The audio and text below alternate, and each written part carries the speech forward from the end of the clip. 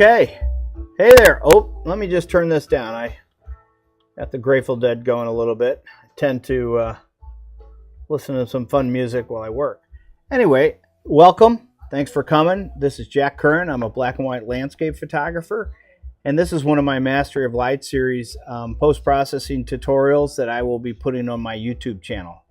So I hope that you enjoyed very much and that you get something out of my process and how I approach different things. We're going to talk a little bit about depth and transitions and how to kind of master the light. What I have on the screen right now is just a kind of raw file, and at some point we'll be looking at getting to this place in the file. But for right now, let me just share a little information about this. I had my 100 to 400 millimeter lens. I was 8 to 10 miles away, and these wonderful clouds were coming through late in the evening, and I just happened to peek through this valley and see the range in the background with the light on it. So I just pulled over, got my camera out real quick, and started to shoot. But one of the things that really intrigued me about the scene was the way these two mountain ranges or cliff faces created this V in the frame as far as a composition to help me frame the more interesting things that was going on in the background. And then I had some nice, highlights in here on these rocks right in here, which gave me a different, and a little bit over in here. Then down here I just kind of had this middle gray area. I also had this blue sky, which I was hoping to take very dark right here, right up in here. And then I used a long exposure of about, I don't know, I think 2 to 3 minutes, maybe a little longer, to get the clouds to kind of wisp through. The nice thing is these clouds ended up kind of wisping right through and between the mountain range here and here, giving me another layer of depth in there. So that was kind of nice as well. So that's kind of where I was going. That's kind of where, if you look at this, I end up with this here, these highlights in here, the wispy clouds in here, and I took the sky a little bit darker. So you can see we actually got kind of to where I was trying to go. So, oh, I forgot I had my pig hat on. That's my fly fishing hat I got in my, I guess it was Wyoming last year, but that's a brown trout on top of a pig, which if you're a fly fisherman or you know what that is, it's kind of funny. Anyway, how's my hair? I digress. So let's get into the image and let's get started, okay? Here we go. All right, so now we're in the develop module, and I think what we're going to do is I'm going to talk a little bit about how to approach this image. Let me close this real quick. And one of the things that I like to do when I first look at one of my raw files is just kind of explore the highlights and the shadows, and I'll take the exposure tool and I'll really take it down. And now what you see here, if you look at that, as you see the highlights down here in this area up here where these clouds are, and the detail that's now in the clouds that you really couldn't see in the raw file. You see the highlights down here on this rock face here, down here, the little bit of light that's down here.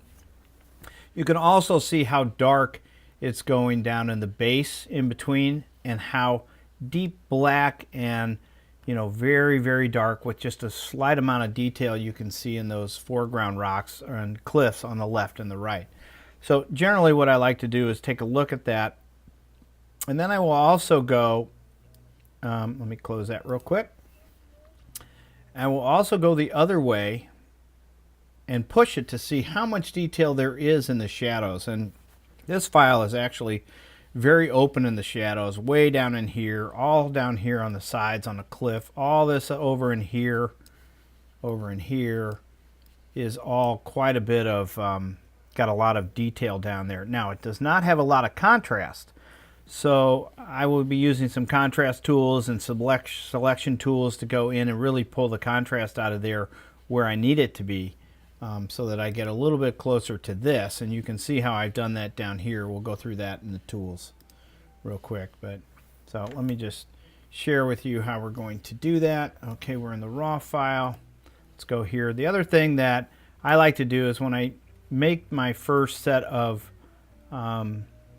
conversions or transfers over to black and white, I don't typically use presets. And if I were going to do a lot of repetitive work on similar files, or everything that I shot, I did kind of similar work, then I would create certain presets, you know, like always bumping the contrast, opening the shadows, or darkening the shadows, adding contrast, stuff like that. But I really like to go through the process so that I know everything that I've done along the way without really doing presets. And that's very similar to the way I did it in the darkroom years ago. Now I am going to darken this. I want to take a quick peek. So one of the other things that I'll do is I just want to see what it looks like. Let's see, right in here with the sliders in black and white. I want to see what happens with the sky a little bit. Now, one thing you have to be very careful of with the sky, you know, you can push that all the way down, but a lot of times you'll start introducing noise up here in the, or right along these pixelated edges here.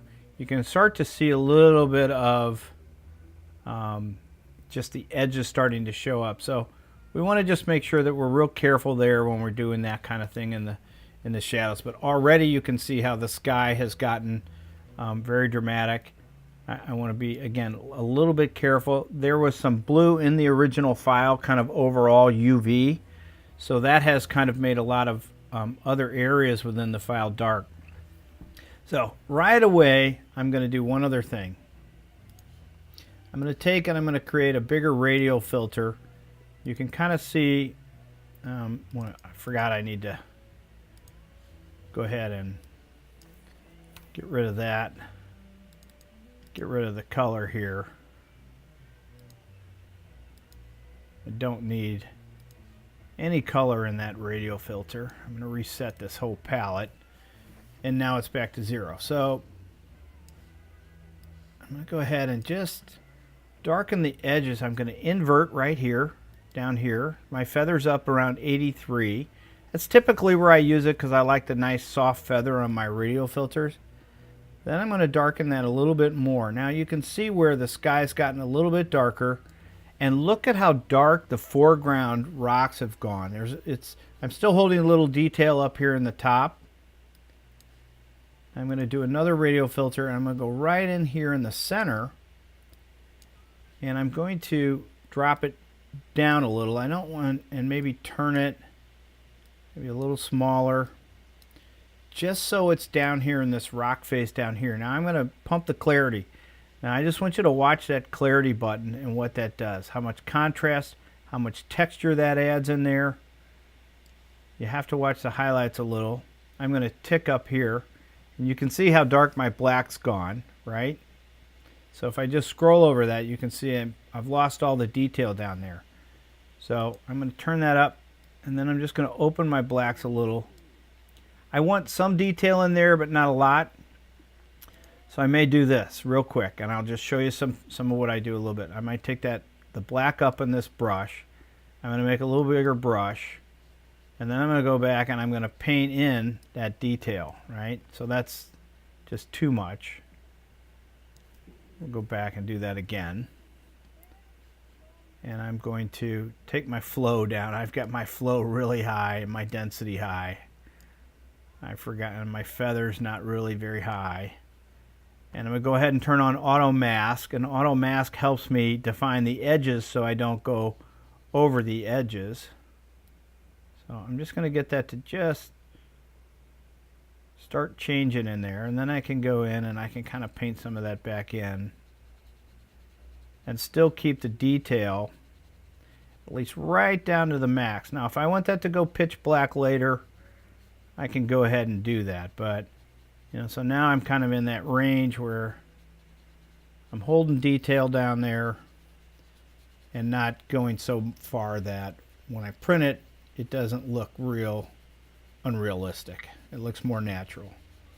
So that's kind of cleaning up all the heavy end blacks, but I still have a nice detail. Now I probably will go just a little bit differently. I've added some some contrast in the center there. I'm going to do another radio filter, and this one I'm going to reset with double click effect. I'm going to drag this over here, and I'm going to, actually I think I'll make this a lot smaller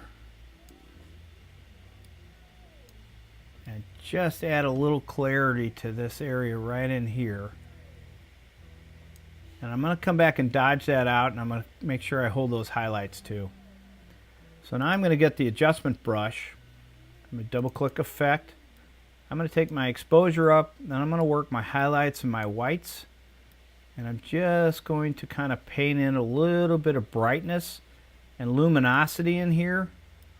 You know, and you'll notice I'm doing that in such a way that there's a little bit of gray clouds down in here. Let me close that. These gray clouds right down in here. Sorry, right in here. And there's gray clouds in here. There's a little white down in here and white up in here. So I'm going to go back and I'm going to try and bring more of that white out. I'm going to make my brush a little bigger. And I'm just going to try and get some of those to have a little bit more luminosity in there. You know, so that it adds depth. Now watch, I can do this where it adds a lot, and you can see my highlights are starting to blow out. Or I can just find the nice balance in there. And I almost feel like I need a new brush. I'm a little worried about just this area right in here. I'm going to kind of soften that one up a little. Want that to blend in just a little bit more. And then I'm going to go back in and I'm going to take a new adjustment brush. Whoops. I'm going to take a new adjustment brush. And here I'm just going to work with clarity and a little bit of contrast. And maybe 1 or 2 points of dehaze. And I just want to see how much I can affect these cliffs and texture in here. Now you can see that you can either soften it with the appearance of atmosphere, or you can make it a little bit more textured. I prefer a little bit more texture in there, even though there's some other things going on. So let me go ahead and share that real quick. I want to do a comparison between where I was earlier. I have not done my crop on it yet, but you can see that was a simple conversion, and I'm not quite there all the way. I want to go back in and develop module now, and I want to pull out a little bit more detail down in here. So I'm going to double click the effect button, open that up, and as I open this to give me a little bit more light, you can see that it's very flat in here. Now this is where you can bring in clarity and a smidge of dehaze and open it up with contrast, highlights, try and grab the whites down in there, clarity, open. And I'm going to go back in with an adjustment brush now. I'm going to reset that a little. Contrast, clarity. And I'm just going to go in and try and pull out a few areas right down through here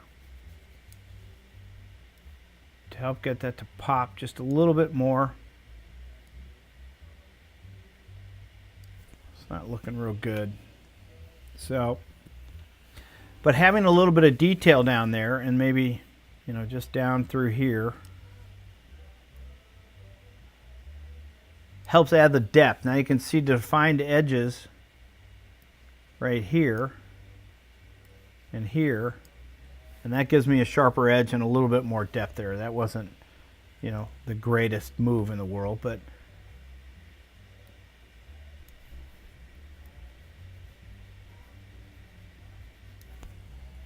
you can kind of see where we're going. All right, one of the things that I like to do, and I will usually do this first, is I will crop the composition, but in this particular case I went ahead and did some of the conversions. But you can see the weight of this was kind of a little bit right heavy, so I'm putting the more interesting things. I'm being a little careful up here in the corner, you know, and with the crop tool you can always go through different techniques and look at different kinds of things to kind of compare the different kinds of you know, cropping that you can do. I'm going to crop that on a little bottom. I might crop just a little bit up here just for balance, keep that up top third. I think that looks pretty good. Let's see how that looks. Okay, that's a little better. That's a little bit closer to where I ended up with my final version. I'm going to go back to this radial brush and I'm going to reset those tools, and I'm just going to take the black in here and I want to just kind of paint a little bit of extra black down here. You can see it getting black, but that's I'm kind of okay with that. I'm going to go in here and paint a little bit on these edges up here, a little bit back here, a little bit down in here, right down through here. And I'm just going to give that just a little bit more. So if you just look at that, you'll see. Now let's just take a quick look here, kind of before and after, between our original. So this is where I ended up in my final version before, and you can see there's a little bit more contrast and everything in there. So then what I'll do is I'll close all these and I want to go back, and you can see that, you know, I don't typically use a lot of the histogram, but you can see where it's kind of gone across the entire thing here. I think the histogram's wonderful for really just kind of having a sense of where it goes, but I really like to focus on the image first and the aesthetics of the image, and then go back and think about the histogram. And you know, to me it's all about the aesthetics first, data and technology second. So you know, I really try to look at that. So I'm going to go back and just take a look at my tone curve now, and I want to see my highlights a little brighter.